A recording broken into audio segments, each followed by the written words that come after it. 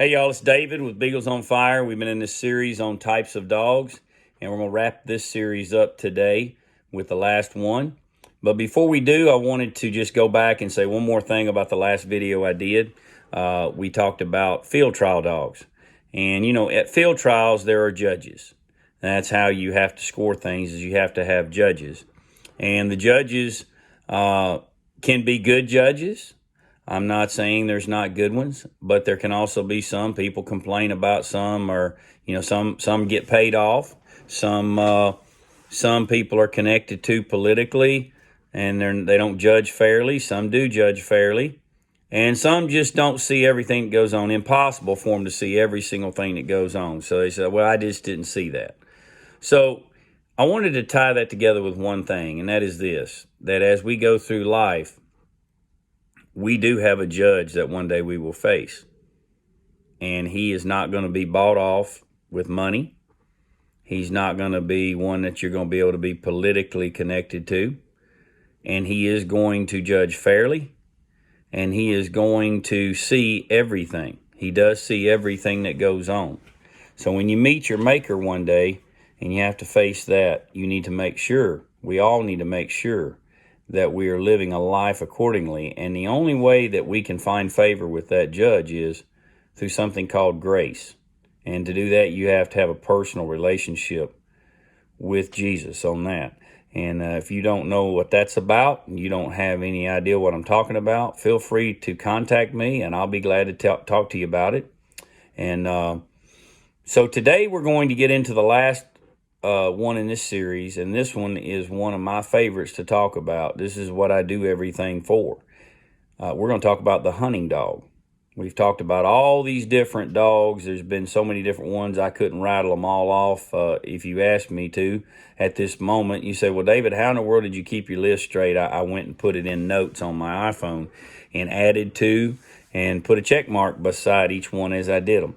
But I want to save this one for last because this is my passion here. This is talking about hunting dogs. And, as you think back to the sport and you think back to why did beagling get started in the first place? Well, as some of you know, if you go back and research, beagles were developed. Now, I didn't go back and research to find out what country they were developed. A lot of these were developed in England and different places where they developed the different types of hunting dogs, and they would do things to make something fit that situation better. And so they bred down to get to the beagle because they wanted something that had some foot to it, but something that was small enough to get into the thick places, just strictly for hunting rabbits. And so that's what the beagle was developed for, was to be a hunting dog for rabbits. And then after that, later on came competitions and different things of that nature. But the beagle originally was made just for hunting. And that is what most of us got into the sport of beagling for. If you can think back, I know there's going to be a few exceptions. There are going to be some that got into it, went straight to field trialing, and that's all they like to do. But that's rare. Most people either went with somebody and said, "Man, this is fun. This is really a lot of fun. I need to get into this." And that's how they developed their desire to have beagles. Or maybe they grew up and they had a grandfather or a dad that had them. Some people have grown up with them all their life. I said, "David, I don't remember when I didn't have beagles." Well, that's great.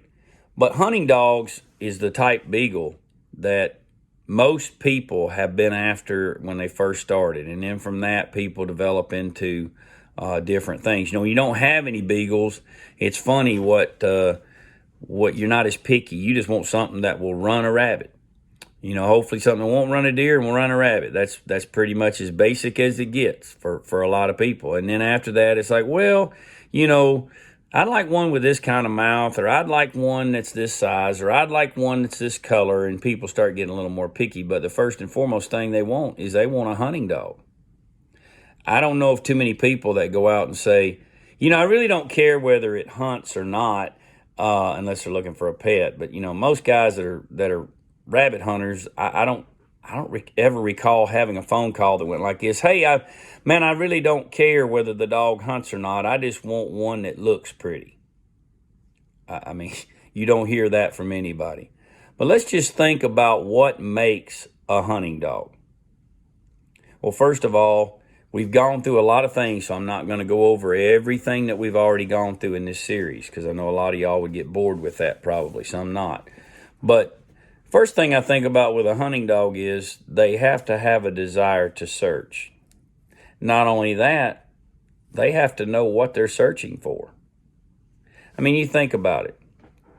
If you had a dog that had hunt, would go in there and just go crazy all through the thickest of stuff, but he don't really know what he's looking for. I mean, he might try to chase a bird, a raccoon, a deer, a mouse, a snake, anything that he don't really even know what he's looking for. And you say, well, that don't make any sense, David. But yet that's what we see a lot in the world. We see people that have a desire to hunt for something. Maybe they're trying to hunt for happiness or what, but they really don't even really know what they're searching for or hunting. They're just going through life, and they're pushed here and there, kind of like a tumbleweed in the wind. And I'm going to tie that in just a minute. But we know that what we're looking for is a hunting dog. To make a hunting dog, he has to know what he's looking for. And second of all, I found a verse that kind of describes a lot of it. Philippians 4:8. Finally, brethren, whatsoever things are true, whatsoever things are honest, whatsoever things are just, whatsoever things are pure, whatsoever things are lovely, whatsoever things are of good report, if there be any virtue and if there be any praise, think on these things. That's Philippians 4:8. Now, you can take a lot of that right there and you can figure out what you're looking for in a hunting dog. We talked about the dog that's true, the dog that's broke. We talked about the trash runners. You get one that's true, it talks about whatsoever things are true, whatsoever things are honest. Now, when I think of true and honest as far as it's related to a beagle, this is what I think about. True means that one runs nothing but a rabbit. He's true. He's broke. He or she is broke. I've got a dog that I named True. Got some pups out of her, ran 2 of them this morning, and she's a blue tick, and I named her True like she's true blue. She's what I think a blue tick. She's truly a blue tick. So she's turned out to be a true rabbit dog too, so that name fit her. When I think about honest, I think about that loose mouth versus tight mouth dog. Honest means when they open their mouth, you know what it is. You know it's a rabbit, and you know that the track is hot. Whatsoever things are just, that means right, and you want things to be right. Want them to handle right. Whatsoever things are pure. You want things, first of all, you want a purebred beagle. You don't want something that's all mixed up with something. And then whatsoever things are lovely. We talked about it through the spirit, watching that dog that just loves to get out there and do what it does. And we as beaglers, if you love to do it, you can tell by the way someone talks, the passion in their voice, the fact they want to talk dogs all the time. That means they love what they're doing. They love the sport. And whatsoever things are of a good report. When I put a video up of a run that we've had on a morning, that pretty much is a good report or we did okay report. When they're burning and blowing and going and you got a really good video, that shows you a good report. And we want to have a good report with our maker as well. And if there be any virtue, if there be any praise, it's good to praise praise your dogs, and they love that. And all of us love the praise of taking our pack of hunting beagles out, and when they do real well and people go hunt with you, they pat you on the back and say, man, you got some fine hounds. That's always a good thing. And it says think on these things. So when I think of a rabbit dog, that's what I think of. But also when you think about how we need to be true, we need to be honest, we need to be right, and we need to be pure in our thoughts and what we do, intentions that we do things for, so that people, when they talk about us, they will give a good report. And then I thought about another verse that ties in with what I talked about earlier when I talked about the tumbleweed. We who are beaglers, a lot of times people have gotten away from the root of the sport. I'm not knocking what people want to do as far as field trial competition and all that. Not knocking that. But there's something to be said about getting back to the root of what this was all about. It was about running rabbits. It was about hunting rabbits. A lot of guys are tied up with, a good report to them is, man, how many rabbits y'all kill? that means good hunt, not a good hunt to them. Not to me, but to them. When I first started out, man, it was all about the excitement of getting to shoot something. I didn't really care how good the dogs did. I just wanted to shoot some rabbits. A lot of us were that way. As I've been in the sport longer, doesn't mean I don't like it as much. I love it. But I live for the sound of the hound. I want to hear that chase. I don't care whether we shoot anything or not. I mean, it's July here. Why in the world would a guy be out running his dogs now? For the sound of the hound. That's what I like. I love watching dogs develop. I love watching dogs continue to pound a rabbit.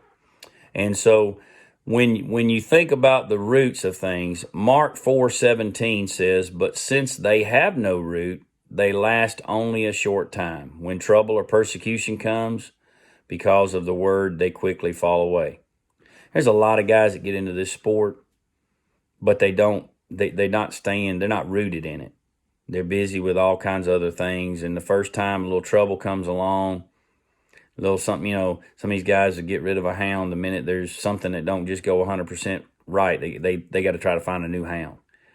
And there's a time when you do need to get rid of a hound that you particularly doesn't fit with you and its style or speed or whatever. But there's times when guys just give up too quick.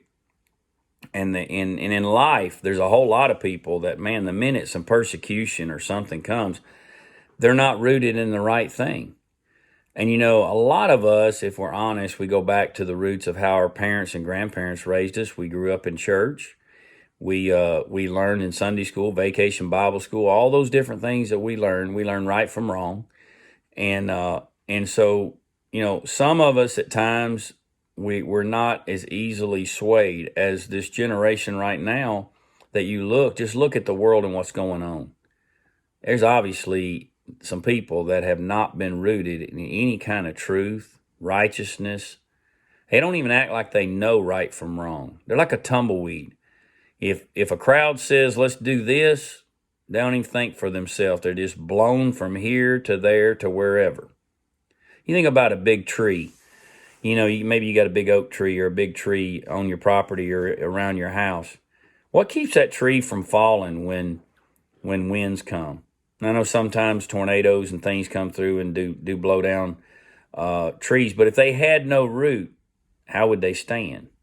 The root is what supports everything above ground that you see. The things you don't see are what's supporting the things you do see. And a lot of times, what we are rooted in that maybe people can't necessarily see. You can't see faith. You can see the evidence of faith, but you can't see faith. You can't see God. You can see the evidence of God. You can see the things that God's created. But if you're not rooted in that, then the things that people do see are going to be an ugly scene. People dying, withering, getting away from what they need to do, not doing right and wrong. I mean, our country was rooted in the right things. The men who formed this country, it was rooted the right way. But you look at what's going on now. It's gotten way away from where its roots came from. That's why I say we need to get back to the roots. There's a movie that I thought of when I was thinking of this video to shoot. It's a baseball movie. I love baseball. It's a baseball movie with Kevin Costner in it. He plays a pitcher, an older pitcher. He's getting some age on him, getting close to retirement time. It's called For the Love of the Game. If you haven't seen it, I strongly urge you to see it. I'm going to talk about it, so I'm going to give away a little bit of the ending of it. But it's still a good movie. I'd love to watch it again. Maybe my wife needs to get it for a date night for us. But Kevin Costner is getting older. The owner loves him, but the owner is selling it to a new set of owners. Kevin Costner is actually contemplating his decision of whether he's going to sign with the new owners or he's going to retire. He goes to the mound, this older pitcher, but deep inside of him, he's still got it right now. And he pitches a perfect game. And he takes a ball and he gives them the answer. And the answer is, no, I will not sign a new contract for the love of the game. What did he mean? What he meant was, I love this game so much, I'm going to walk away from it before I tarnish it by staying on way too long. A lot of athletes stay way too long. They've got big money contracts, but they can't perform anymore. And they tarnish their career because they didn't know when to walk away. So that's a good movie there. But he realized the root of what he had started to do. He realized what made him fall in love with the game in the first place. And it wasn't for the money. It was for the love of the game. What attracts me to beagling? It's the love of seeing those hounds develop. It's the love of seeing and hearing a good race. It's the love of just getting to meet people that want to go out for the purity of the sport. Nothing wrong with being competitive and all, but when it's got to the point where it's not about the dogs and how they chase a rabbit, it's about what one person's opinion is and about chasing a ribbon and a trophy. In my opinion, we've got away from the root of what Beagles were designed for. Not knocking guys that want a field trial, not knocking that at all. Just for me, what I want to be known for and what I put my kennel name on the map with is hunting dogs. I don't ever want to change that. I want it to always be about producing hunting dogs. The biggest thrill for me is not whether I have a title in front of my dog, world champion, first place field trial, field champion, whatever titles there are. Not knocking that if that's what you're into. You want to know what motivates me? You want to know what the greatest praise I get is?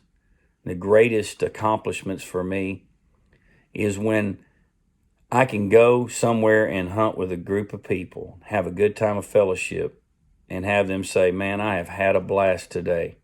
That was amazing what those dogs did. Or I sell a dog to somebody and they send me pictures with a bunch of smile on kids' faces, grandkids, their kids, whoever, or their friends, and they've had a successful hunt.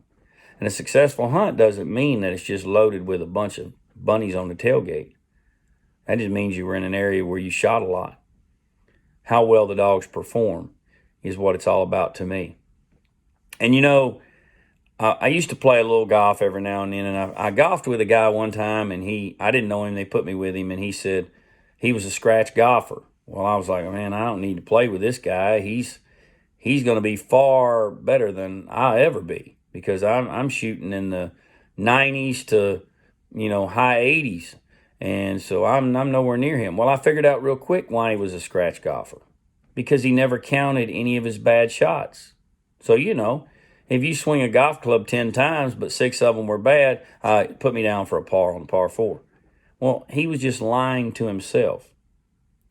And, golf and bowling are two sports that have no defense. You can only control what you do. You can't control what the other person does. That's what I like about beagling. When I go out with my dogs, I don't have to really compete with anybody to get a thrill. I know, and if I'm honest with myself, I know whether my dogs perform right or not.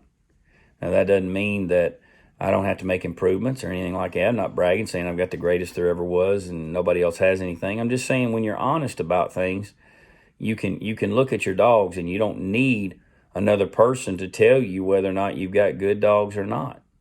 Nothing wrong with competing with a few people and going out and hunting. I have people come here and we run together. It's about fellowship. It has nothing to do. I don't want to go somewhere where I got to hear a bunch of people arguing back and forth over who had the best dog. Now, in fun, that's no problem. I'll sit there and have fun with anybody, and we'll cut up, kid around about dogs and all that. That's all part of the camaraderie of going. But truly, when you see grown men arguing, crying, and fussing and ready to fist fight over a trophy, then we have gotten way away from the root of what beagling was supposed to be about. And we need to make sure that as we walk this life, that we make sure our children and our grandchildren are grounded in the right things so that they don't go out here into a world full of storms that would sway them to and fro like a tumbleweed, but that they would be rooted in the right thing. First of all, rooted in the things of God.